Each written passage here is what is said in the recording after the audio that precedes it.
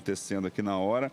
O Jornal da Rede Alesp conversa agora com o Rogério Mendes, que é cirurgião plástico. Ele nos fala aí sobre cirurgias estéticas durante a pandemia do coronavírus.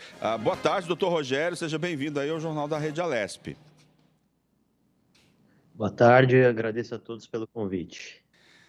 Doutor,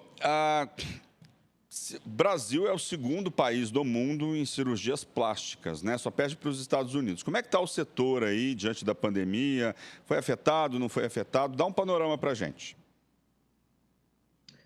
Então, realmente, você trouxe uma informação importante. O Brasil, é o segundo país hoje em cirurgia plástica estética no mundo, com uma tendência cada vez mais crescente de chegar próximo aos Estados Unidos e, de repente, até ultrapassar nesse cenário. Em relação à pandemia do coronavírus, assim como todas as áreas, nós somos pegos um pouco de surpresa e interferiu, sim, inicialmente no nosso trabalho. Houve um choque muito grande, tanto para pacientes como para a comunidade médica, especialmente nessa área da cirurgia estética, e todos os procedimentos foram inicialmente suspensos, porque havia-se muita dúvida sobre a segurança de estar operando esses pacientes nesse cenário de pandemia. No decorrer desse período de quarentena, houve um grande desenvolvimento da área de telemedicina, que foi muito interessante para nós retomarmos os atendimentos e foi uma experiência interessante, inclusive autorizado e tudo protocolado pelo governo federal e pelo Conselho Federal de Medicina.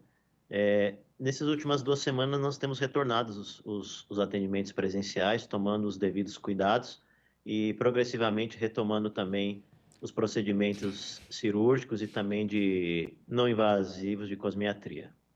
Como é que estão funcionando? Como estão funcionando os hospitais para esses atendimentos, doutor?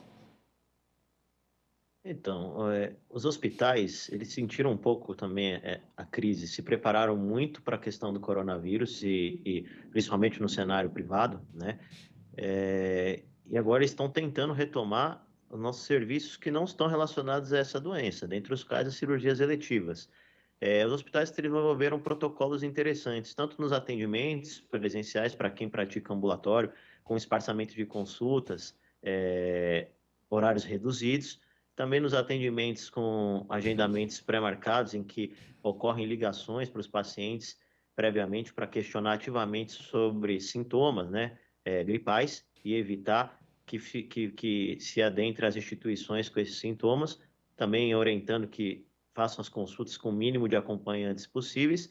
Em relação aos procedimentos cirúrgicos, nós estamos adotando algumas medidas, como, por exemplo, fazer a testagem com pesquisa do coronavírus, através do RT-PCR, que é coletado por suave, faringe, na garganta do paciente, com um tempo hábil de até 48, 72 horas antes do ato operatório, e todos os cuidados no ato operatório, de máscara para a equipe, testagem também, para evitar a contaminação tanto da equipe quanto do paciente.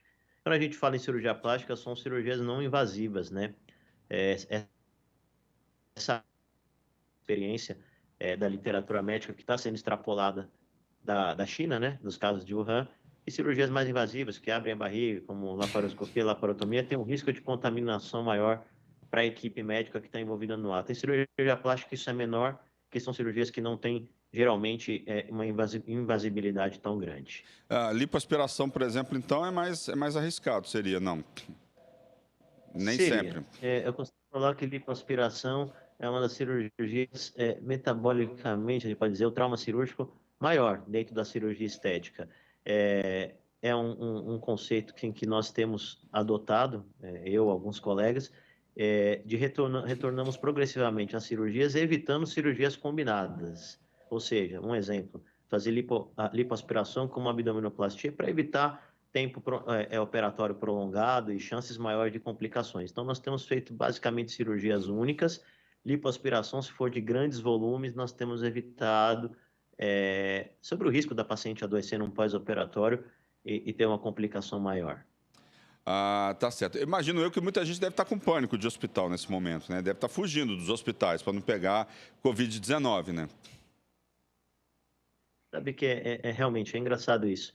Em contrapartida, os pacientes têm procurado muito a clínica, até para procedimentos que você resolve num pronto-socorro. Exemplo, temos atendido alguns traumas de crianças que estão em casa agora, na quarentena, acidentes domésticos têm acontecido, infelizmente, queimaduras de mão relacionadas ao álcool gel, e os pacientes têm preferido vir ter esse atendimento no consultório, sempre que possível, claro, para evitar o contato dentro do hospital.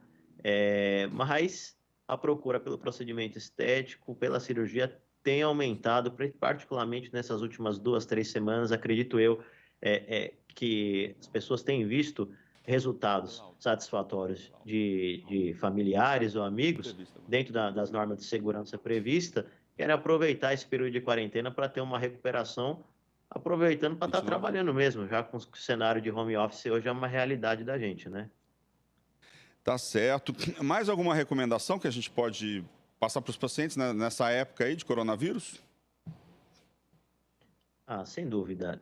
Os cuidados de isolamento social, de métodos de barreira, o uso do álcool em gel, da máscara, devem ser extrapolados para todos os cenários, não apenas no cenário de cirurgia.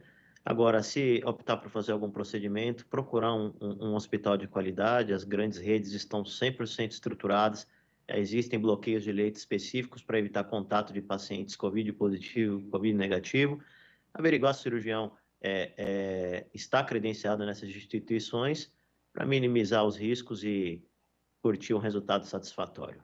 Tá certo, eu gostaria de agradecer ao Dr. Rogério Mendes, que é cirurgião plástico. Muito obrigado aí pelas informações aqui para o Jornal da Rede Alesp.